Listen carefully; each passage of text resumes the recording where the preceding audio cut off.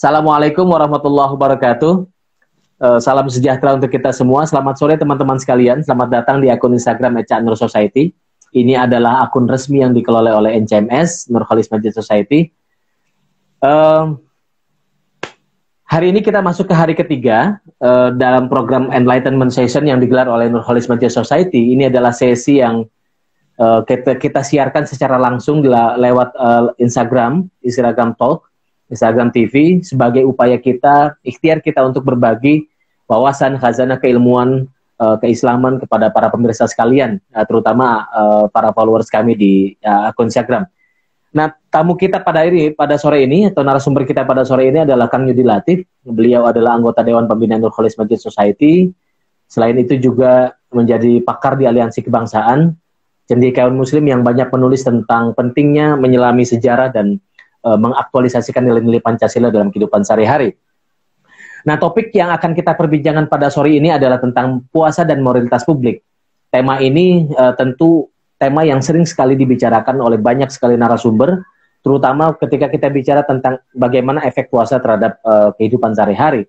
Nah, itu persis titik poinnya adalah bagaimana puasa itu berdampak pada perbaikan diri dan komunitas. Jadi ada cara pandang yang berubah dalam diri kita dan cara bergaul dengan masyarakat. Artinya ada moralitas yang dibangun dari berpuasa. Nah, saya mengutip tulisan Kang Yudi pada hari ini yang diterbitkan di Kompas, itu bahwa puasa sejatinya adalah momen untuk melatih diri dan agar seseorang itu dapat beragama secara dewasa. Artinya beragama bukan karena paksaan, tetapi ada kesadaran dari nurani sendiri. Itu sama halnya dengan ketika orang bermoral melakukan kebaikan, itu tidak ingin dipuji, tidak ada dorongan dari luar, tetapi karena ketulusan dirinya sendiri, bukan karena dorongan yang sifatnya material atau untuk meraih ganjaran pujian dan sebagainya. Inilah yang akan kita bahas pada sore ini. Elaborasi ini akan disampaikan oleh Kang Yudi. Aturannya mungkin gini, 15 menit sampai 20 menit, silakan Kang Yudi memaparkan pikiran mengenai topik kita pada sore ini. Nanti teman-teman saya undang untuk memberikan pertanyaan. Nanti kita akan jawab pertanyaan setelah Kang Yudi berbicara. Silakan Kang Yudi, waktunya. Baik, terima kasih rekan-rekan Cak Nurian dan rekan-rekan di seluruh tanah air. Assalamualaikum warahmatullahi wabarakatuh. Waalaikumsalam warahmatullahi wabarakatuh. Ini tema diskusi sebenarnya yang sangat mendasar, sangat fundamental dalam kehidupan kita bernegara, dalam kehidupan kita berbangsa, dan kehidupan kita dalam kehidupan menuju pada masyarakat beradab, ya. Seperti sudah banyak dikemukakan oleh banyak ahli bahwa sebenarnya prasyarat dari negara beradab itu hukum itu harus berenang di atas samudra etika, gitu. Di dalam negara beradab, hukum itu berenang di atas landasan samudra etika. Jadi ketidakkecukupan aturan bisa ditutupi oleh kecukupan moralitas, gitu. Tapi di dalam masyarakat yang kurang beradab, ya, justru hukum-hukum itu berenang di atas landasan tuna etika. Jadi semakin banyak undang-undang dibuat, justru semakin banyak celah untuk memanipulasi hukum, gitu. Nah, itu yang membuat kita frustrasi. Kenapa setelah puluhan tahun reformasi bergulir, konstitusinya udah banyak diubah, berbagai undang-undang kita buat, tapi undang-undang itu tidak membuat kita lebih tertib, ya. Membuat kita hidup lebih bermoral, beradab, tapi justru dengan bermacam-macam undang-undang itu semakin banyak peluang-peluang manipulatif, gitu. Yang terjadi bukan rule of law, tapi rule by law. Beda, ya. Kalau rule of law itu semuanya binding, hukum itu mengikat semua tanpa pandang bulu, termasuk orang yang terkuat sekalipun. Tapi kalau rule by law, aturan atau hukum hanya dipakai oleh kekuasaan, ya, untuk memperjuangkan kepentingannya sendiri, gitu. Nah, dulu ada diskusi, ya, kalau kita bisa belajar itibar, ya. Katanya kalau kita ingin mengerti konstitusi Amerika, kita harus baca Federalist Papers, ya, kumpulan surat menyurat, tulis menulis antar para peneliti bangsa Amerika seperti Alexander Hamilton, John Jay, Joe Adam, dan lain-lain. Mereka itu saling bertanya sama lain. What do we want? Kita membentuk negara ini maunya apa? Dia mengatakan we want happiness. Kita mau bahagia. Kalau kita ingin bahagia, mereka mengatakan there is no happiness without liberty. Nggak ada kebahagiaan tanpa kebebasan, kemerdekaan. Lalu dikatakan there is no liberty without self-government. Nggak ada kemerdekaan, kebebasan kecuali kita mampu memerintah diri kita sendiri, menyelenggarakan pemerintahan sendiri. Lalu there is no self-government without constitution. Nggak ada pemerintahan sendiri kecuali kita bikin konstitusi. Tapi kemudian di ujungnya apa? There is no constitution without moral. Nggak ada konstitusi tanpa moral. Kalian boleh tambah pasal-pasal konstitusi, amandemen berkali-kali, tapi kalau basis moralnya nggak ada, maka konstitusi itu cuma huruf-huruf di atas kertas gitu. Nah, di dalam usaha, jadi sebenarnya tertib politik itu merupakan tertib moral pada dasarnya, dan biasanya tertib politik itu dibangun oleh tiga hal. Pertama, apa yang disebut dengan organisasi politik dan pemerintahan yang bersifat impersonal. Ya. Jadi organisasi politik, partai, organisasi kenegaraan dan pemerintahan itu sifatnya harus impersonal, bukan kayak negara patrimonial. Kalau negara patrimonial, negara adalah milikku, negara milik keluargaku, negara milik keturunanku, negara milik konco-koncoku. Itu disebut dengan negara patrimonial. Negara itu identik sebagai milikku. Nah, itu negara yang pramodern, gitu, di mana kehidupan negara itu, tertib politik itu hanya bertumbuh kepada apa yang disebut sebagai leviathan, kekuatan-kekuatan perseorangan, apa raja atau siapapun yang seolah-olah itu mengidentifikasikan dirinya sebagai pemilik daripada negara gitu. Nah, negara modern itu harus merupakan organisasi politik, pemerintahannya itu impersonal. Jadi orang harus belajar berelasi secara impersonal. Jadi ketaatan itu bukan karena ketaatan pada seseorang, tetapi pada ketaatan pada sesuatu yang sifatnya impersonal dan semua orang diperlakukan setara. Jadi sebenarnya doktrin negara yang impersonal itu doktrin negara yang memandang semua warga negaranya itu setara gitu. Nah, ini yang dulu Cak Nur sering mengatakan itu sebenarnya apa yang menjadi tujuan terjauh dari jadi fungsi terjauh dari prinsip tauhid gitu. Doktrin tauhid itu karena yang mutlak itu sama hanya Tuhan, maka sesuatu di luar Tuhan semuanya itu equal gitu. Kalaupun pemimpin pun itu hanya primus inter pares, hanya yang lebih baik, lebih prima ketimbang yang rata-rata aja gitu. Jadi itu sebenarnya pertama prinsip tauhid itu memberi kita semacam predisposisi untuk memandang semua golongan, ya, mau itu elit, mau itu elit pemimpin atau siapapun itu sebenarnya equal di hadapan Tuhan. Itu menimbulkan negara basis daripada ekualitas, dan itu menjadi landasan awal di mana di mana kemudian negara itu bisa jadi impersonal, tidak dimiliki oleh seseorang. Ada kontrol, ada kesetaraan. Oke. Yang kedua itu namanya rule of law. Nah, tadi. Jadi negara beradab itu, negara dengan tertib moral itu ada rule of law, yaitu dibawa kepemimpinan hukum, di mana intinya adalah bagaimana aturan-aturan itu berlaku pada siapapun tanpa pandang bulu, termasuk pada kalangan-kalangan yang superior sekalipun. Nah, sebenarnya secara rule of law ini justru dimulai oleh peran penting dari agama-agama. Jadi, bagaimana membuat para warrior, para tentara, para orang-orang serdadu-serdadu itu bisa taat, bisa tunduk pada aturan, itu tunduk pada aturan-aturan keagamaan pertama-tama. Makanya di beberapa negara, misalnya di India, itu kaum Brahmana yang mereka yang bisa menafsir teks-teks suci itu menjadi legitimasi dari kekuasaan. Jadi raja itu perlu legitimasi moral dari kekuatan agama, dan legitimasi moral itu bersumber dari teks-teks suci. Nah, makanya serdadu semua itu tunduk kepada mereka yang mampu menginterpretasikan hukum dari kitab suci. Namanya kaum Brahmana. Makanya Brahmana selalu di atas daripada Satria. Nah, di atas ini, Brahmana di atas Ksatria itu dalam arti hukum mengatasi kekuatan-kekuatan mahstat, kekuatan-kekuatan kekerasan itu. Nah, itu sebenarnya kontribusi besar dari agama. Jadi sejarah rule of law di mana-mana itu sebenarnya sejarah komunitas-komunitas yang punya keyakinan transcendence, yang kemudian punya kitab-kitab sucinya, yang dari kitab suci itu membangun satu tatanan hukum yang bersifat impersonal juga. Yang itu kemudian dari situlah sejarah hukum berkembang.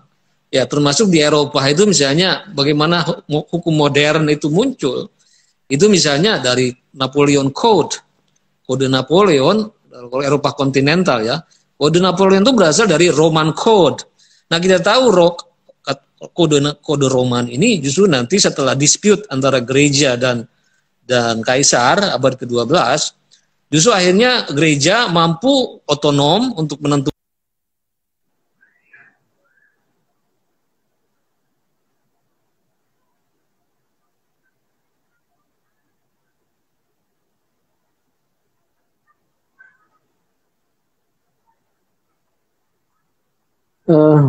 ada gangguan sedikit. gitu ya. Nah, yang terakhir negara tertib atau beradab itu negara yang memiliki democratic accountability. Jadi yang mampu mempertanggungjawab, punya akuntabilitas, responsibilitas terhadap publik. Nah, dalam konteks itu pun sekali lagi bagaimana kekuasaan itu tidak bersifat melayani siapapun tanpa pandang bulu. Kalau istilah Indonesia, melindungi segenap bangsa dan seluruh tumpah darah Indonesia. Ya, jadi itu. Nah, apa semua ini implikasi apa kaitan-kaitannya dengan puasa? Nah, ya. Pertama saya ingin mengatakan tadi bahwa pada tingkat pertama, pada tingkat organisasi politik impersonal, justru sebenarnya ibadah puasa ini jantung terdalam dari impersonalitas. Karena di dalam puasa itu kan kalau kita mau ngumpet dikit aja, kan orang tidak tahu kita di puasa atau tidak puasa. Makanya kan kalau di dalam hadis kalau nggak salah bahwa puasa itu asomuli, puasa betul-betul untuk diriku, itu hasil perjumpaan yang kudus, perjumpaan yang sunyi, yang transenden antara manusia dengan penciptanya. Jadi puasa justru membuat orang tuh taat pada aturan, itu bukan karena ada orang lain gitu, diketahui orang lain gitu. Karena kan kalau kita, banyak diantara kita kalau malam-malam mungkin lihat lampu merah, lampu kiri tidak ada polisi, kita bisa tabrak lampu merah itu.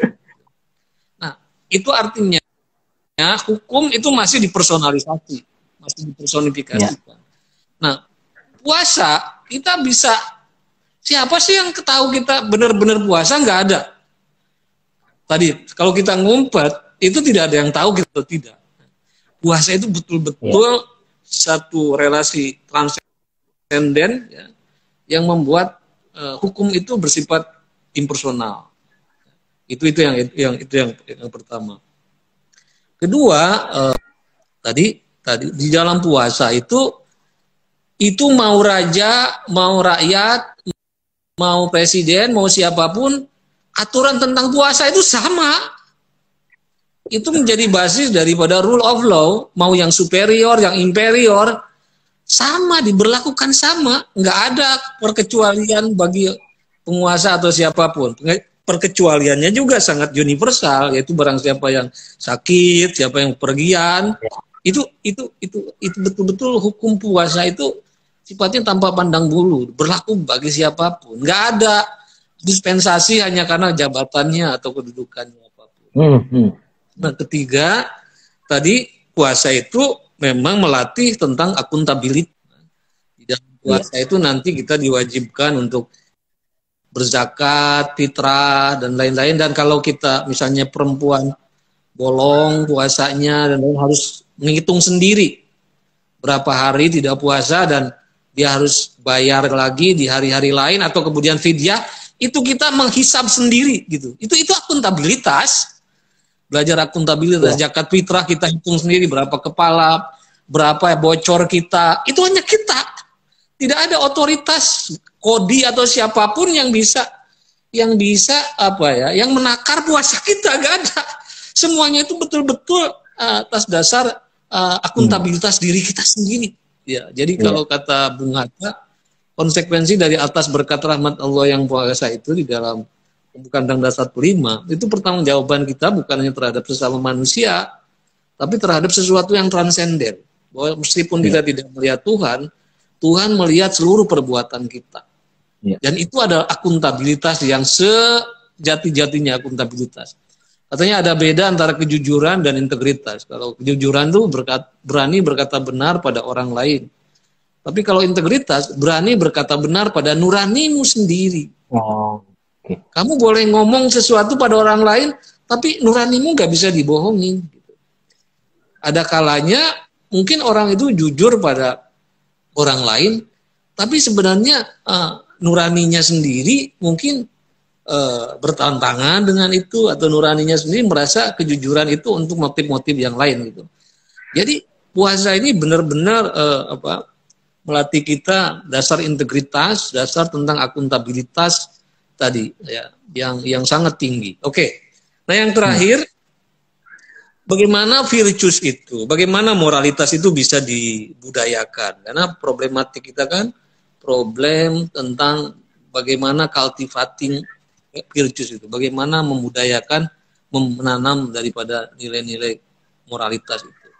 Nah, seperti kita tahu memang ada banyak mazhab ya di dalam etika itu. Saya sudah menjelaskan di kesempatan yang lain. Ada mazhab deontologi yang berbasis rule, ada konsekuensialisme, konsekuensinya, ada pragmatisme, dan yang terakhir adalah virtus. Seperti Aristoteles, bahwa hidup bermoral itu hidup berdasarkan virtus, arete, artinya hidup yang excellent. Hidup bermoral itu hidup yang excellent. Cuma excellent di sini excellent bukan dalam arti membuat, bukan excellent dalam arti to know, excellent dalam arti mengetahui saja secara kognitif, bukan excellent to make, membuat itu namanya skill. Kalau excellent membuat itu namanya skill, tapi ini excellent dalam berbuat. Oke. Bukan excellent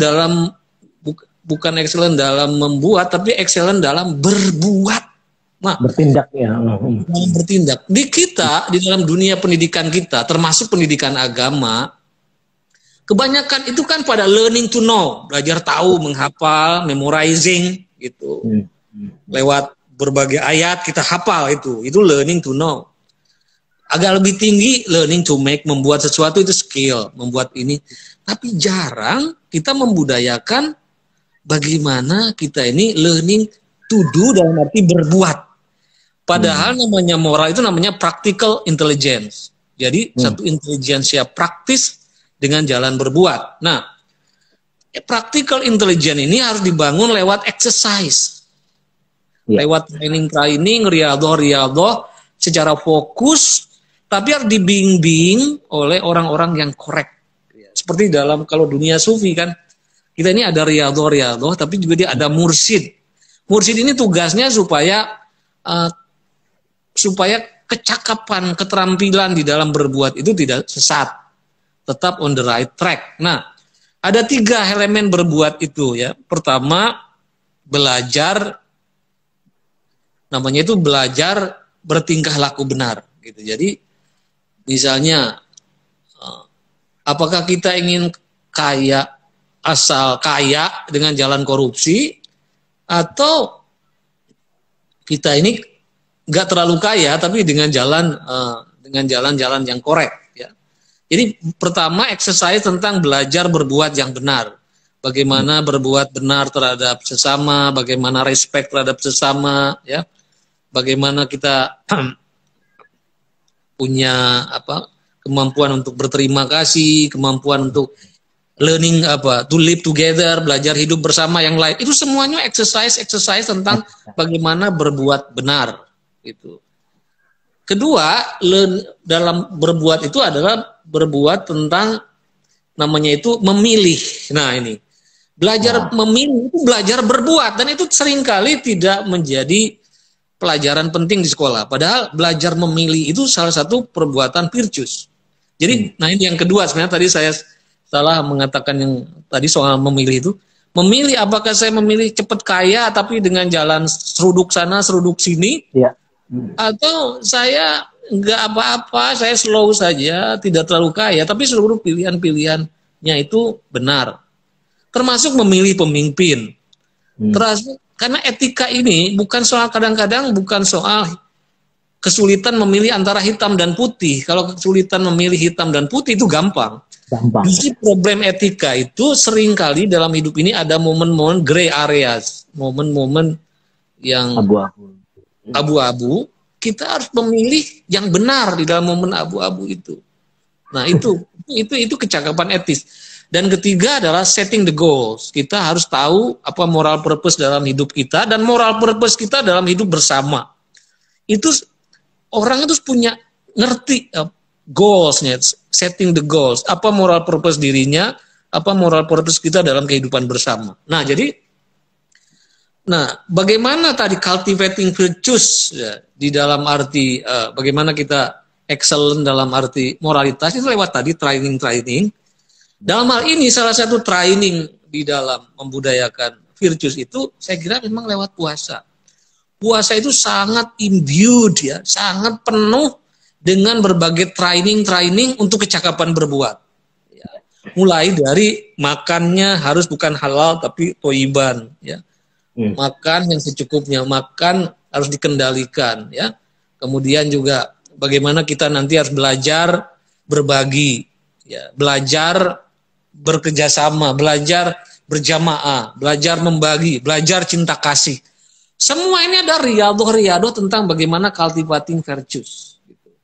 Jadi betul-betul kalau mereka yang berpuasanya sungguh-sungguh itu sebenarnya pelajaran etis, bukannya pelajaran menahan lapar ya. Tapi ini pelajaran etis. Seluruh dimensi puasa itu pelajarannya pelajaran etis. Sayang sekali selama ini puasa hanya dilihat sebatas menahan lapar dari makanan gitu. Padahal seluruh elemen-elemennya itu belajar tentang cultivating virtues gitu. Saya kira itu saja dulu. Terima kasih. Assalamualaikum warahmatullahi wabarakatuh. Iya Kang, terima kasih banyak. Waalaikumsalam warahmatullahi wabarakatuh. Ada beberapa hal yang bisa saya highlight di sini. Yang terakhir tadi soal puasa sebetulnya sangat penuh dengan kecakapan bertindak. Jadi kalau itu dilakukan sungguh-sungguh, sebetulnya itu ada banyak sekali pelajaran etis yang bisa diambil. Lalu kemudian kaitannya dengan moralitas tadi, bahwa esensi puasa itu sebetulnya menembus batas personifikasi. Puasa menjadi relasi yang transenden yang buat puasa yang impersonal. Lalu kemudian puasa itu melatih diri kita menjadi jujur, memiliki akuntabilitas dan menjadi diri yang lebih baik. Ada beberapa pertanyaan Kang Yudi yang bisa kita highlight dulu nih. Ada dari Henry Wilza. Tidak ada konstitusi tanpa moral. Konstitusi bisa didialektikakan, tapi bagaimana mendialektikakan moral itu Kang Yudi? Ini dari Henry. Maksudnya bagaimana lebih jelasnya? Tidak ada konstitusi tanpa moral. Tadi yang Kang Yudi kan sebut bahwa tidak ada konstitusi tanpa etika. Jadi dasarnya adalah itu. Lalu konstitusi bisa didialektikakan. Tapi bagaimana mendialektikakan moral itu Kang Yudi? Oh iya, jadi kan memang ada beberapa prinsip moralitas itu ya. Ini sebenarnya sudah kita diskusikan di dalam forum sebelumnya ya. Ada beberapa perspektif tentang moral dan semua perspektif ini bisa didialogkan, bisa disintesiskan, ya didialektikan. Pertama, sesuatu dikatakan bertindak etis itu kalau sesuai dengan rule. Kita sebut dengan deontologi. Seolah-olah ada right or wrong yang bersifat universal, itu dari Immanuel Kant gitu. Jadi right itu is right dimanapun, wrong itu is wrong dimanapun, dan itu bersifat universal. Jadi berbuat etis berarti berbuat benar dan benar dan salah itu sesuai dengan rule. Gitu. Nah, tapi kelemahan dari perspektif ini, seperti kita tahu, apalagi rules di Indonesia, mulai dari pembentukannya aja belum tentu bersifat adil. Di banyak tikungannya banyak sekali kemasukan angin, dan rule itu banyak juga ketinggalan, seringkali anakronistik, tidak mampu mengantisipasi perkembangan. Nah, jadi kelemahan jadi rule base ini itu. Pertama, hukum itu tidak selalu berbuat adil, aturan itu tidak selalu adil. Ketika disusun ada bias-bias kepentingan, bias-bias dominatif, gitu. Dan juga belum tentu bisa mengantisipasi perkembangan baru. Maka muncul paham kedua yang disebut dengan paradigma konsekuensialis. Jadi ini bukan soal caranya, tapi yang penting konsekuensinya. Jadi yang penting tujuannya itu apa, konsekuensinya. Meskipun kita sesuai dengan aturan, tapi kalau konsekuensinya buruk, maka kita lebih baik gak terlalu pegang pada aturan, tapi konsekuensinya harus dilihat baik atau buruk. Jadi kalau yang pertama menekankan cara, yang kedua itu menekankan pada tujuan gitu. Nah, jadi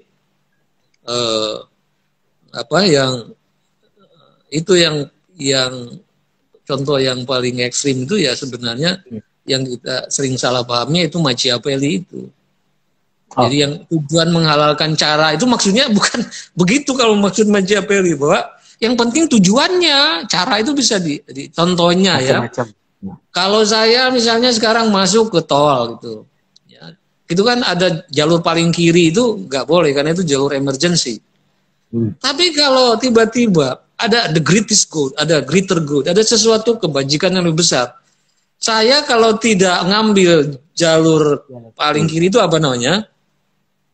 Sementara saya membawa katakanlah pasien ini kalau tidak cepat masuk rumah sakit, hanya karena kita antri di jalur normal, itu konyol gitu. Maka kita harus mempertimbangkan, meskipun saya ini bisa melanggar masuk jalur kiri, tapi for greater good, menyelamatkan orang, maka saya harus tempuh itu gitu. Nah, itu yang penting konsekuensinya gitu. Nah, yang ketiga namanya pragmatisme. Dalam pragmatisme dia bilang itu nggak bisa dipisahkan antara cara dan tujuan. Orang kita itu